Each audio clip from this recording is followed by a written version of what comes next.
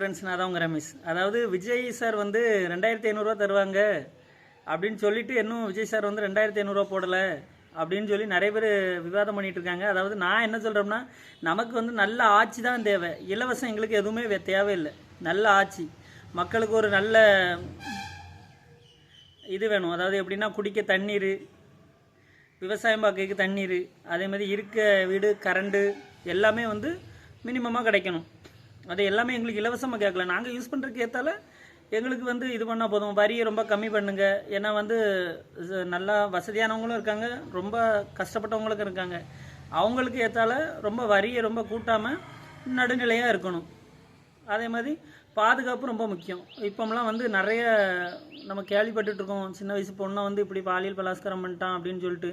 அந்த மாதிரி ஆளுக்கு வந்து கடுமையான தண்டனையை உருவாக்கணும். எப்படின்னு சொன்னால், அன்னைக்கே அவனை போட்டு தள்ளிடணும். நடு ரோட்டில் வச்சு சுட்டு தள்ளினா ஒருத்தனை போடியதை பார்த்துட்டு அடுத்தவன் இந்த மாதிரி தப்பு பண்ண மாட்டான்.